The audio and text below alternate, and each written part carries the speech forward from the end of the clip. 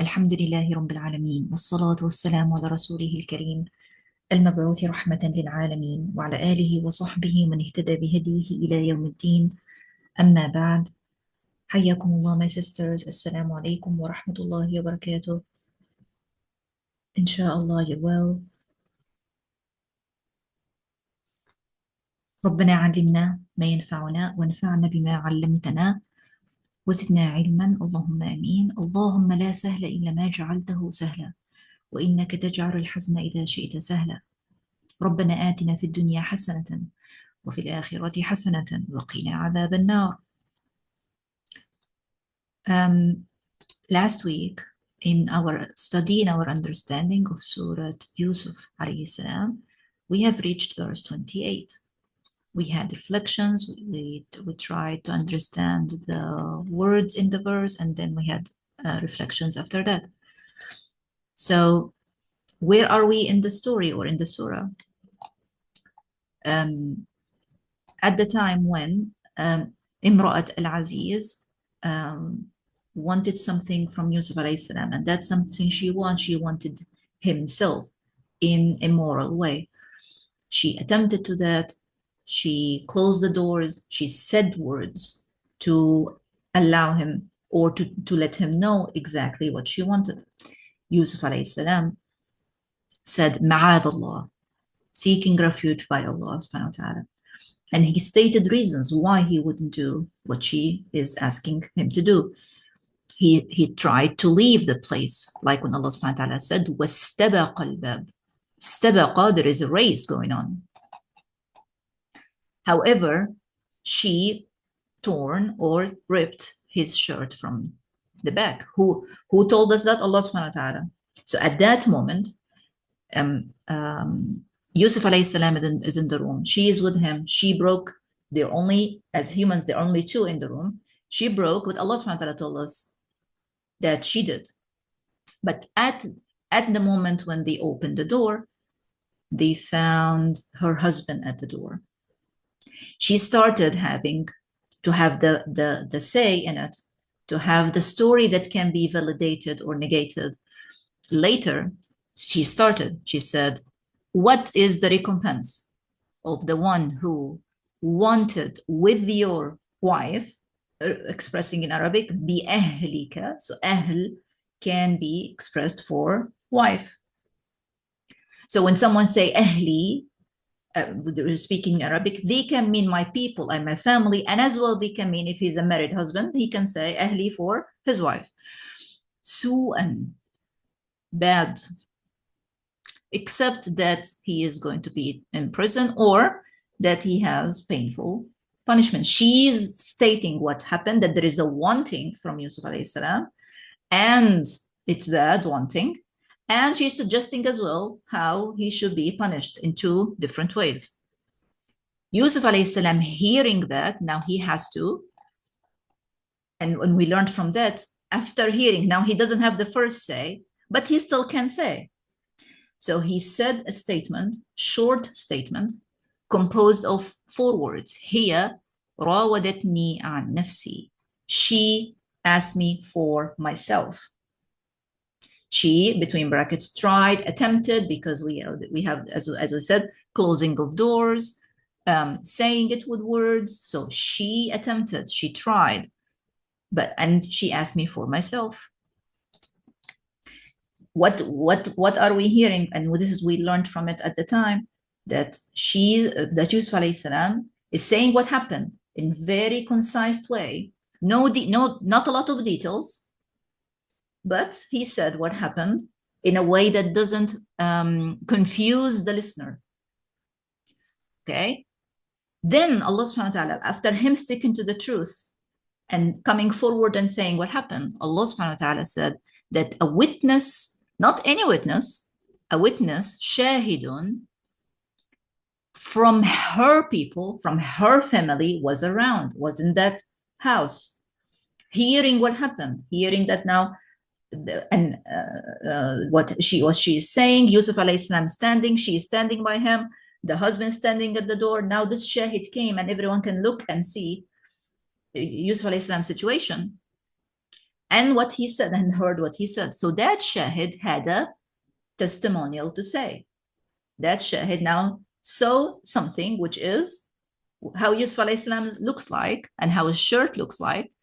Then he gave a testimonial. Then he gave his shahada, his observation.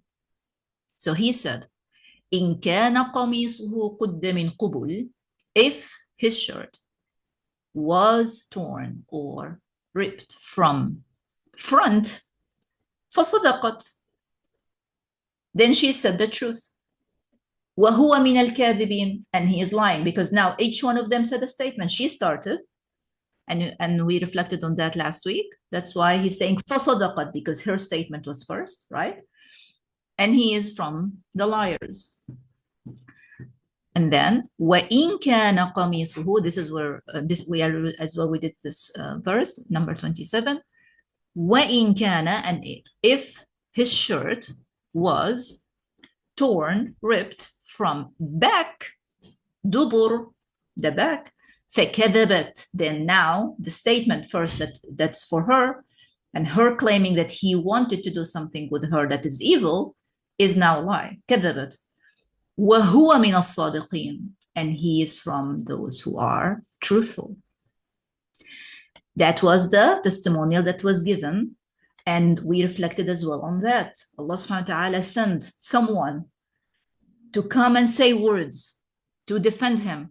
While he said the truth, he didn't talk about his own shirt even. SubhanAllah. And this can happen, by the way, and we reflected on that last week. And help me if you have any notes, so all of us can remember what happened. What did we speak about? And other sisters, if they didn't take notes, they can still take. So we reflected on that, and we said, you sticking by the truth and wanting to stand by what Allah subhanahu wa ta'ala ordered, stopping yourself from doing what's wrong. You don't go, it's just this time. I'm just going to do it this time. I'm just going to say this word, although it's not true, but I want to save my son, or I want to get him a place in that school, or I want the neighbor to do this or that. And you think it's just that time. But once you let down the value that Allah subhanahu wa ta'ala said, do it or don't do it, then you lose the support. If you stand by the value, especially if it's honesty and saying the truth, the Prophet ﷺ said in the hadith, الصدق منجات, means صدق leads to rescue, to help. And you see Yusuf alayhi salam from صادقين. Okay. Then Allah subhanahu wa ta'ala said, فَلَمَّا رَأَى قَمِيصَهُ قُدَّ مِن دُبُرٍ. So now they have to witness, they have to observe what the man said about the shirt. So they looked at his shirt and they found it torn from back. So now what is now the reality? The reality proved what? So now share with me within the text. The reality, as they've seen, as they've observed, proved what?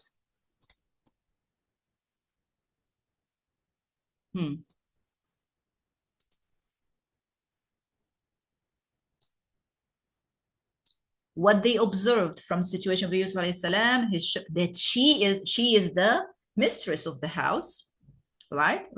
The lady of the house is lying, is saying a lie. And what he said him as a servant is the truth, that she tried something bad with him. And that she is the one who ripped his shirt because she tried to have something bad with him immorally. Yusuf alayhi salam is telling the truth. So now they understood, all the people that are standing there, the husband, the witness, including herself, now there is a proof. SubhanAllah, the truth cannot be hidden for too long. Even if someone tried to hide it, it will show. Okay.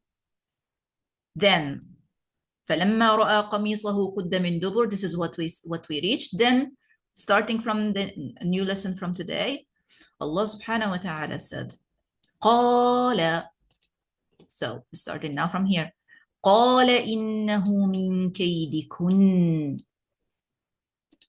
قال إنه من كيدكن. So who is now replying or speaking? You may know, you may not know. Of course, you can read the understanding here, the different ways. مفسرون. Al-Aziz, the husband now is speaking. So the husband already understood that his wife wanted this, subhanAllah, to do with her servant. So now he's speaking. He said, indeed, innahu, who can help me with innahu? Indeed, no, it's not he. Who can mean a human, and who can mean as well anything that is masculine. So it can be it. Indeed it is, or it.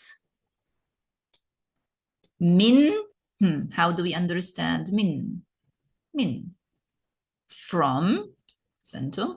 Kaidi kunna. So before you rush and talk about kaidi kunna, I would like you to go back to an earlier verse where Yaqub alayhi salam was giving advice to his son when he told him his ru'ya.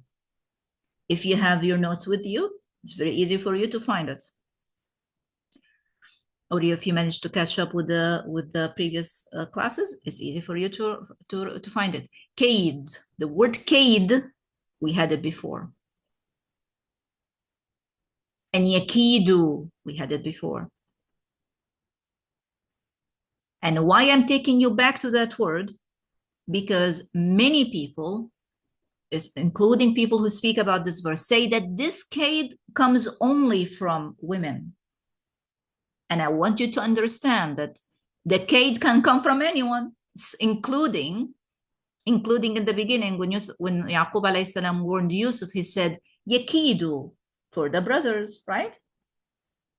So I want you now to take a moment and write the word yakidu. Let me show it to you quickly for those that didn't catch up. Let me show it to you quickly.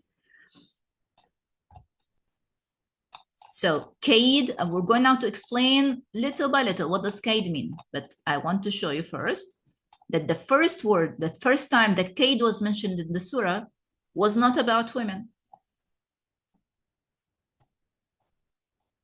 Can women have kaid? Yes, so do men. So look here. When Yaqub alayhi salam, I'm going to highlight the word. Let me just take all these lines. So when Yaqub alayhi salam said, قال يا بني, oh my son, لا تقصص رؤياك على إخوتك فيكيدوا لك كيدا. فيكيدوا لك كيدا. Please don't use plot for kaid for now, because you have to take it and observe it little by little. So yakidu here means they plan for you a plan that what is the outcome of that plan is not good outcome. So I want you to take a note of the verse and of the two words yakidu and kaidan. Allah subhanahu wa ta'ala said that in verse 5. And in verse 5 as well, he said that Yaqub alayhi salam was told that to Yusuf alayhi salam to warn him and to tell him, do not tell your ru'ya to your brothers. As well, he said in the same verse that kaid from your brothers has a cause, which is shaitan. Inna shaitan al-insani aduwwun mubin. Okay, so now back to our verse. We are in verse 28. So, innahu min kaydikun. So now Al-Aziz, the husband, is saying, it is from your kaid. That's the idea Al-Aziz has. It is from your kaid. You women have kaid, and that's from yours. But that's Al-Aziz saying. But can kaid come from women or men? What's the answer to that? Can kaid come from women or men? Yes, can come from women or men. So then what is kaid? Let's define now. What is kaid? My advice is, please don't use the word plot to talk about kaid. we're going to define it now. So kaid is a intention to harm someone. Khufyatan. Khufyatan means with unseen plan. So you see the bit unseen, it's an intention or a want, is an intention. This is what kada or yakid, the verb is. It's an intention or a want to harm someone using what? Unseen, untold plan. Unseen or untold plan.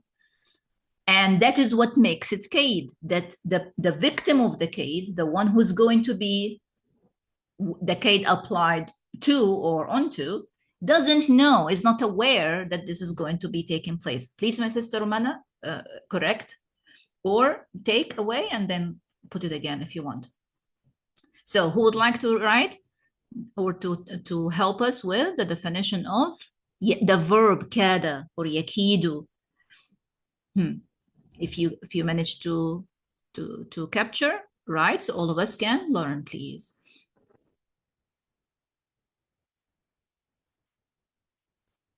So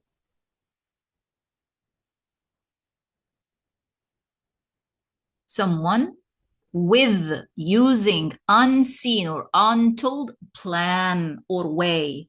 So using unseen or untold plan or way, all that is called kaid. So that can come as a surprise to you, because you could think yakid is plot, yakid is to plot. I advise you not to think like that. Yakid or kada, which is the verb from yakid, is to have an intention or a want to cause someone a harm, right? Without the other one knowing about it. That's it. Ahsanti, mashallah. Kaid, intention or want to harm someone with unseen outcome. So the person that will have or be the victim of the kaid, they don't know that the kaid is happening. Okay. Very well. So now important, because Allah subhanahu wa ta'ala mentioned in Surat At-Tariq, subhanahu wa ta'ala as well, he said, وَأَكِيدُ كَيْدًا, about himself. So now if you understood kada to be plot, you will say it, astaghfirullah, misnarrate it about Allah subhanahu wa ta'ala. You will say something improper if you say plot and you're talking about Allah. So then what does it mean when Allah subhanahu wa ta'ala said that he is yakid subhanahu wa ta'ala with someone? It means there is a plan going on to set up someone that did already something bad, and Allah subhanahu wa ta'ala wants them to see the result of their evil doing. Little by little, I'll say it again. This is important to add here. So when you read it in Surah At-Tariq, you understand. Allah subhanahu wa ta'ala said, إِنَّهُمْ يَكِيدُونَ كَيْدًا وَأَكِيدُ كَيْدًا. Allah subhanahu wa ta'ala said that. Yes, kada, the result of the kaid always is negative. But the cause of it can be different. The result of it is negative. So a person could be a kind person, and someone evil put a kada for them without being them unaware. Okay, so for us not to get confused, let's use A and B. So person A is a kind person, minding their own business, right? Person B is jealous or wants something from person A, want to set them up somehow, want to cause them harm somehow, to laugh at them, to mock them somehow. So person B will make a unseen plan, untold plan, and take person A, because of their good intention, to a place or to a situation where they can mock them or laugh at them. What do we call that? What do we call all that from that person B did?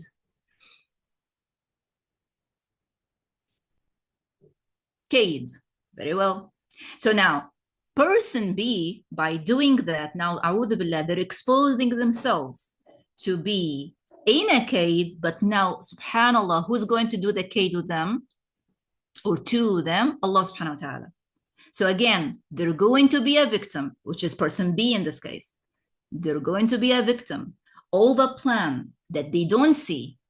And Allah subhanahu wa ta'ala will set it for them in order for them to see the result of their evil doing, because they already did something bad. And that's why in Surah Al-Tariq, it starts with, innahum, they are doing bad planning. Innahum yakiduna kaydan. But then Allah subhanahu wa ta'ala said, wa akidu kaydan. So do we understand this bit fully? Do we have questions?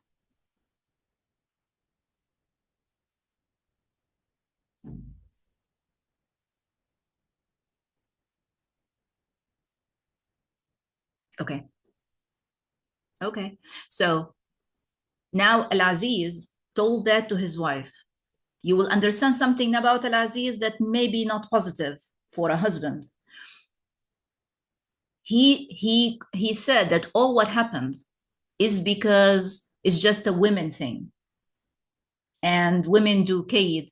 And she tried to set up Yusuf alayhi salam. So now a husband understands that his wife looks at another man, and that other man is living in the house, and he didn't take any steps to separate them or to take him to a different department. He didn't do that. And you'll see that from the flow coming forward.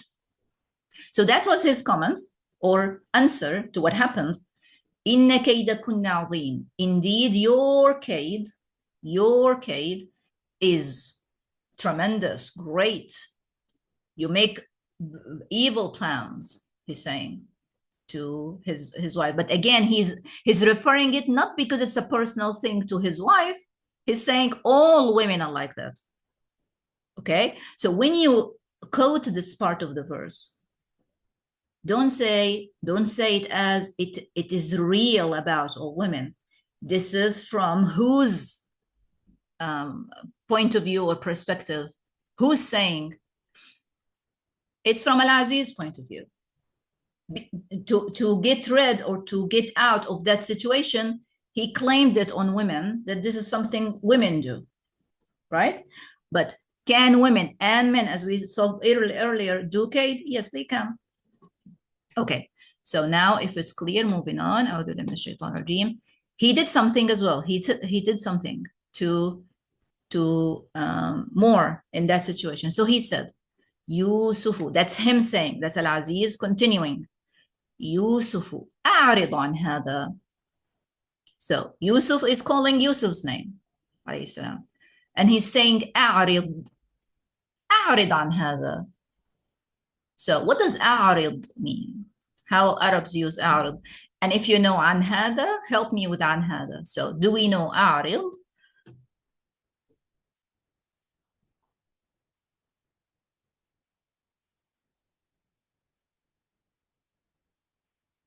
Away is the an. An is give the meaning of away. Can ahsanti can mean to turn. Ahsanti, to turn your back or to turn your attention as well. So when we say a'rada, like he looked away. So turn away your back or turn away your attention. So this is what he said to Yusuf. Yusuf, turn away from this. In other, after a slash, you can say, ignore this, overlook it, don't look at it. Okay, is that fair to Yusuf alayhi salam? This is what I'm telling you. You have to observe the place or the situation that Al-Aziz is in. Al-Aziz has something in his personality we don't know about. We're not told what is it exactly, but we can see it from his responses. First, when he said, it's all women story about what happened. Second, he said to Yusuf alayhi salam, overlook this, ignore, don't worry about it. But is that giving him his right? Is that fair for him? It's not fair for him. He was at least his shirt was torn. His right as a human was violated, especially he said that he should be honored and given good accommodation. So his action is not the best toward Yusuf alayhi salam. Then he said to his wife, وَاسْتَغْفِرِي لِذَنْبِكِ. So how do we understand وَاسْتَغْفِرِي? Ahsant. It's not fair. He didn't give any moral right to Yusuf alayhi salam or compensation for what happened to him. He's just brushing it away. Exactly. He's saying like, don't care about this. Ignore this. But there is a human now that was hurt, right? His right was violated. He didn't get his rights. Okay. I'm coming back to this point, but after we finish the verse. So واستغفري لذنبك. استغفري. Who he's talking to? Yes, istaghfar is ask for forgiveness, but who he's talking to? To the wife. How do we know? How do we know that he's talking to his wife? Who can tell? Because when the ya at the end of istaghfari give us a sense that he's talking to a lady or a female. And lidambiki as well. Look here, the ki. If it was for a man, it will be lidambika. Here he's saying lidambiki. So he's now telling his wife, seek forgiveness for your sin. And that gives us an idea. Now we have to understand something. Do they have this nation?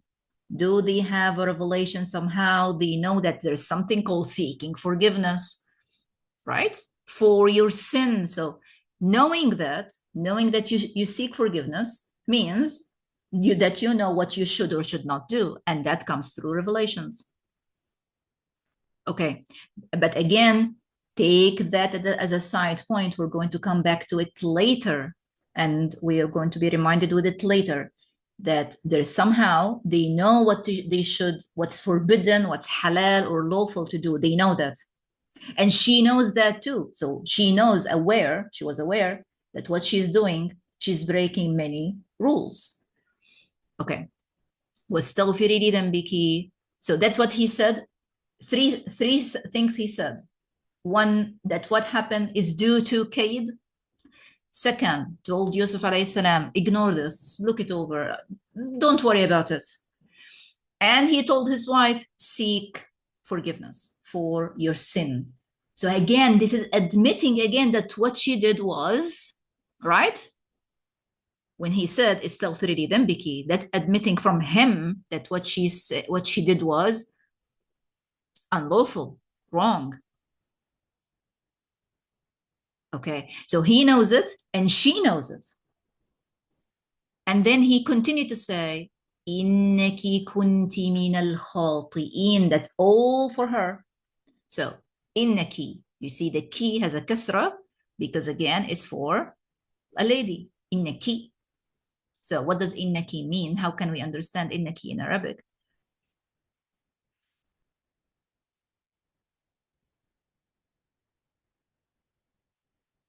Indeed, you, speaking to her, kunti, kunti.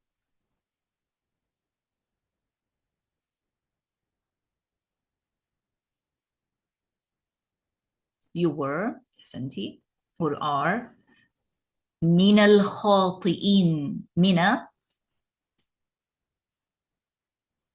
from, and al-khati'in. أخطأ in Arabic different than خطأ. So wait, don't rush with explaining خاطئ because you may think of it as something else.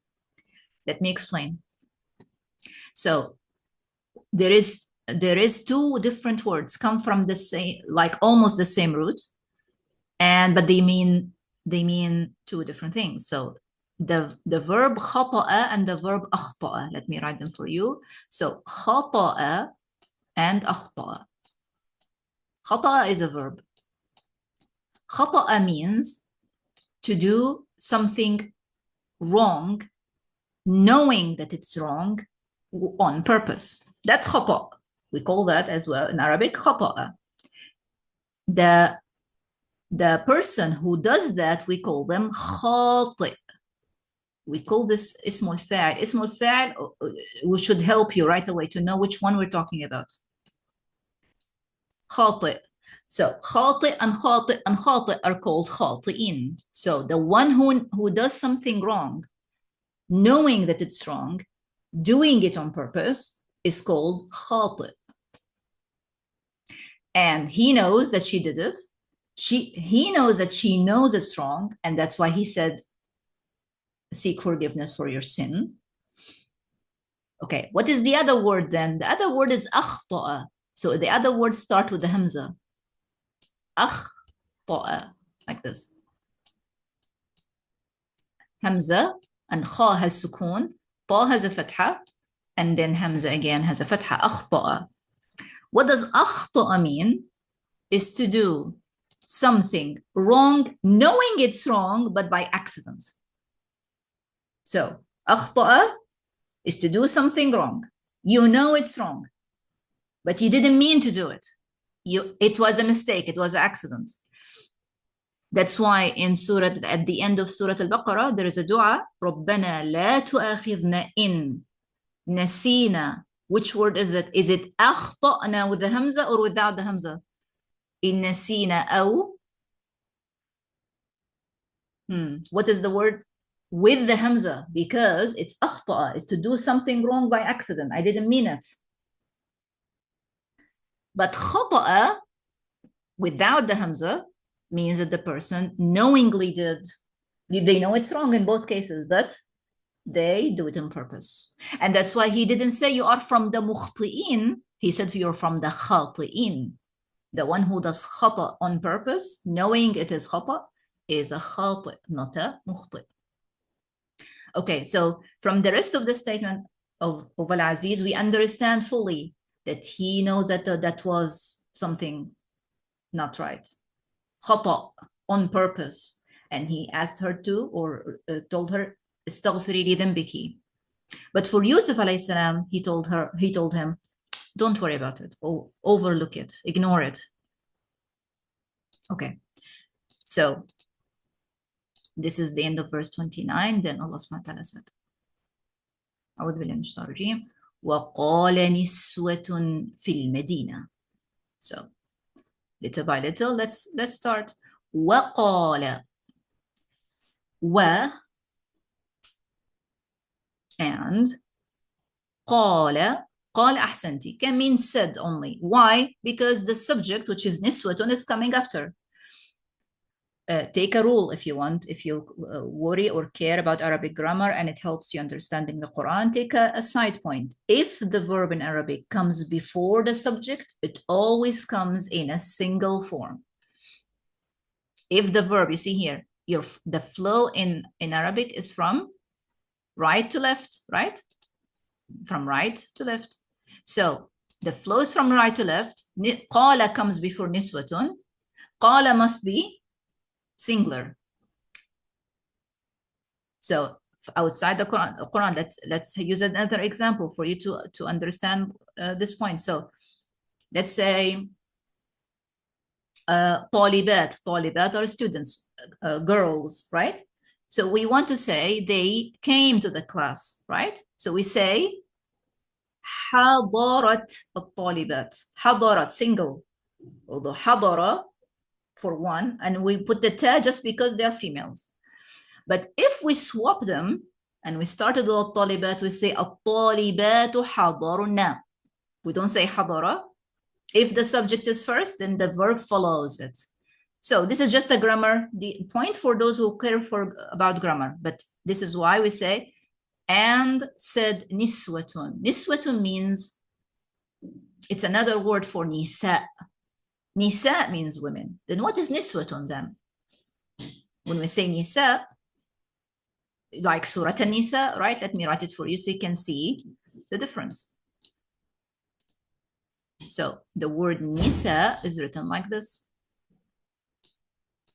Nisa.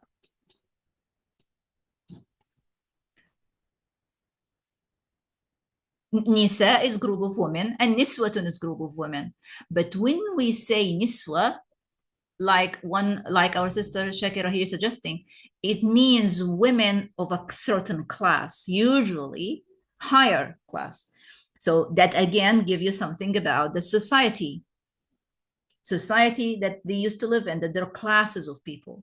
There are people of a high class. So now the women that's supposed to be close to maybe to the kings. So they are maybe wives of ministers, just like her, like the wife of Al-Aziz.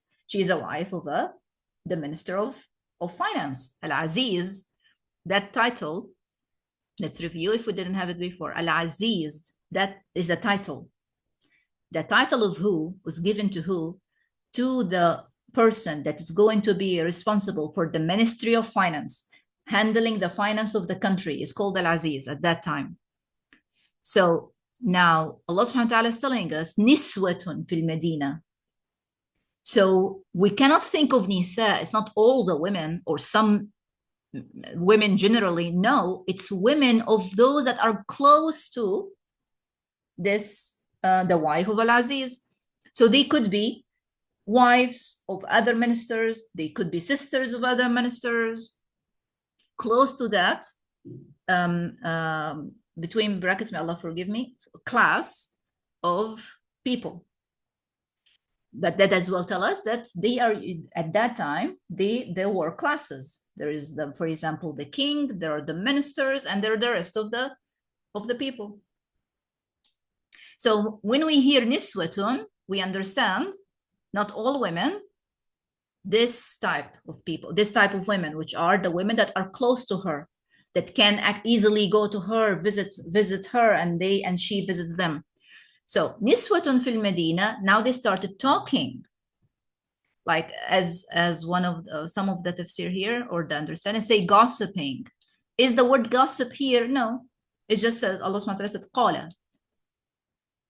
But now they are making her, what happened with her somehow reached them, and they started talking about her. And this is something we have to be careful about. May Allah subhanahu wa ta'ala protect us. What is it that I'm asking you to be careful about? Is what people say about you. You tell me, why should I care? Why should I care is not the Islamic perspective. It's a Western perspective. Western perspective, do what you want, no one cares, right? Islamic perspective, Allah subhanahu wa ta'ala says in Surat Muhammad, وَنَبْلُوَ أَخْبَارَكُمْ. Your akhbar, khabar is what people say about you. What people say about you, what people narrate about you, is a test for you. You see? So when someone has good reputation, even we call it reputation, right? People usually will say, okay, mashallah, tabarakallah, this sister, every time I speak with her, I feel good. Mashallah, every time she sees me, she smiles. Mashallah, she's very generous with words. Mashallah, this sister, she never speak about someone with if they are not there. That is the khabar. Now, how did you earn that? How did you, if you are this sister that they are speaking about, how did you earn that? Are we still here?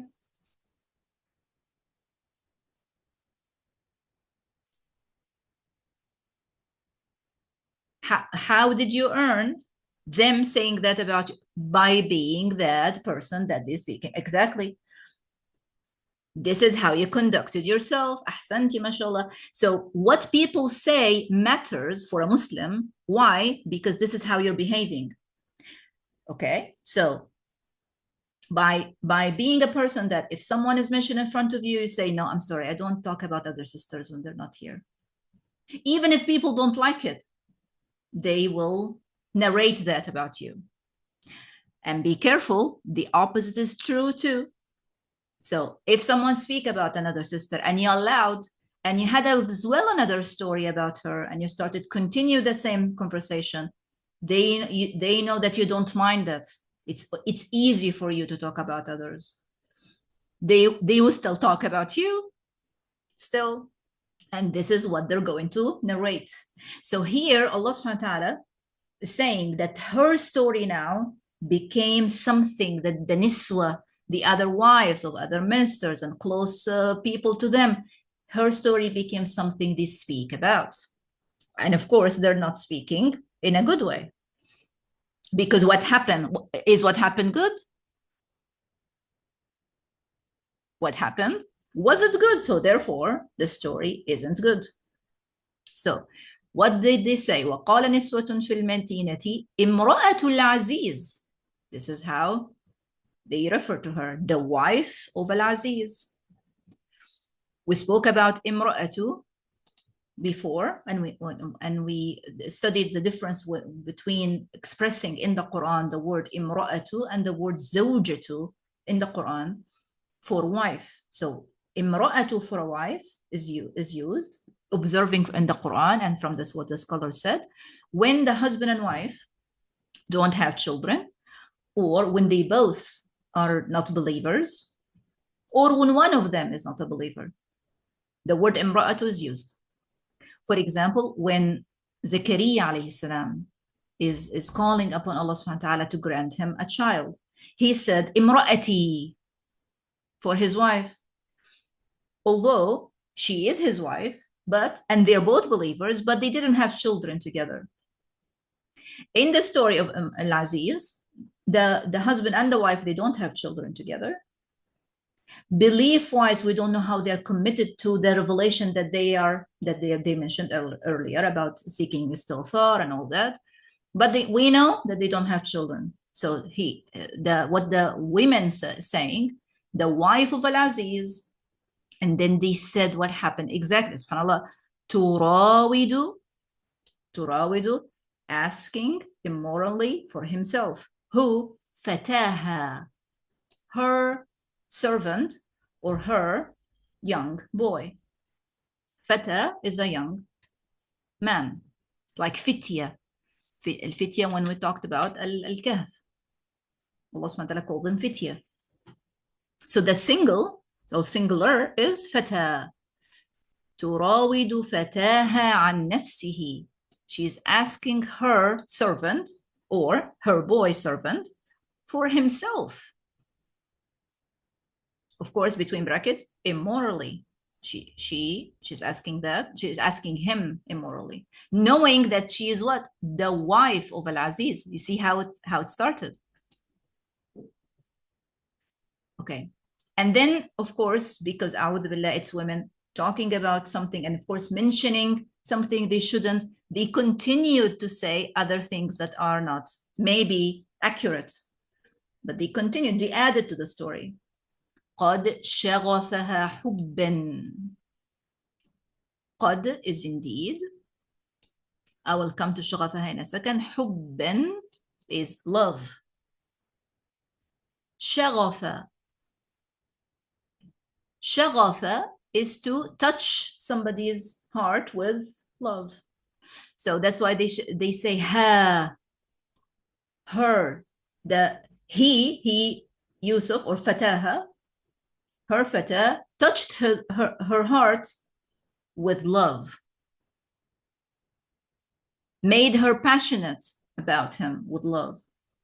قد شغف. So this part, you can maybe observe that it is not told anywhere in the story until now. The first bit was imra'atul aziz turawidu fataha an nafsihi. That happened. We know that. This bit, it's theirs. They added that as a conclusion. And this is something else a Muslim woman should not do. You should not conclude. Should not make a conclusion or assumption. Stick to the truth. Don't go, oh, does this mean that she is? Does this mean that he is? Don't do that. Okay, so inshallah, we're going to stop there. And we're going to continue next time. Inshallah, it's clear for you. May Allah subhanahu wa ta'ala accept from all of us. Allahumma ameen. Allahumma inna nas'aluka al-jannata وما قرب إليها من قول وعمل ونعوذ بك من النار وما قرب إليها من قول وعمل. ربنا آتنا في الدنيا حسنة وفي الآخرة حسنة وقنا عذاب النار. ربنا آتنا من لدنك رحمة وهيئ لنا من أمرنا رشدا. ربنا تقبل منا إنك أنت السميع العليم وتب علينا إنك أنت التواب الرحيم. رب فك أسر المأسورين وفرج هم المهمومين ونفس كرب المكروبين واقض الدين عن المدينين واشف مرضانا ومرضى المسلمين وارحم موتانا موتى المسلمين. جزاكم الله خيرا. السلام عليكم ورحمة الله وبركاته.